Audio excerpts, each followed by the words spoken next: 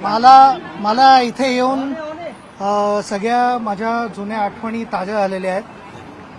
आठवत आहे मला या ग्राउंडवरती मी इथे जया आणि गोपाळचा जो वडापाव मिळायचा तिकडे मित्रांबरोबर बसून तिकडे आम्ही संध्याकाळी वडापाव खायचो प्रॅक्टिस नंतर. तिकडनं आता हा एवढा उत्कृष्ट जिमखाना झालाय हे बघून फार आनंद होतो. आणि बरेच जण इन्व्हॉल्ड होते, कमिटी होती, सगळे इन्व्हॉल्ड होते. आणि खास करून जेवढं मला आता इकडे कळलेलं आहे त्याच्यात राज ठाकरेजींनी पण भरपूर मदत केली.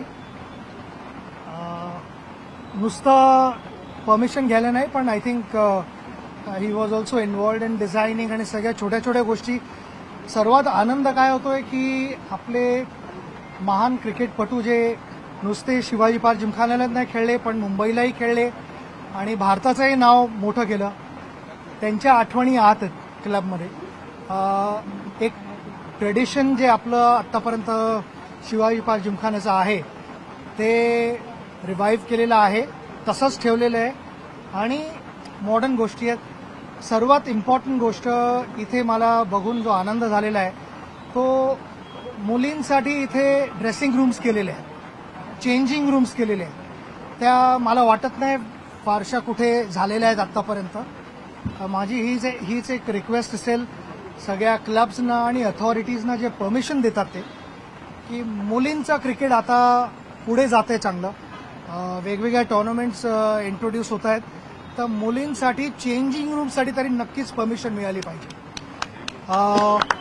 नुसत्या शिवाजी पार्क जिमखान्या इथे आत त्यांना दिलेले आहेत परमिशन्स करायला ड्रेसिंग रूम्स.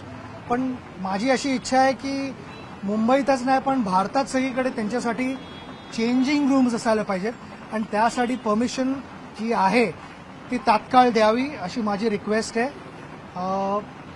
मला ऑलवेज वाटतं की चांगली जी एक थॉट प्रोसेस असते त्यानंतर रिझल्ट्स लागतात. तर हे एक मोठं एक्झाम्पल आहे इकडे की ना आपण म्हणतो की थॉट्स लीड टू ॲक्शन आणि action leads to good performances. तर पहिली इनिंग तर शिवाजी पार्क जिमखाना इथे खेळलेले आहेत. बाकीच्या सगळ्या मुलामुलींच्या हातात आहे की ह्याचा पूर्ण फायदा घ्या, मेहनत करा, प्रॅक्टिस करा. मुंबईचं शिवाजी पार्क जिमखान्याचं, मुंबईचं आणि आपल्या देशाचं नाव मोठं करा. हीच माझी इच्छा आहे ॲज अ क्रिकेटर.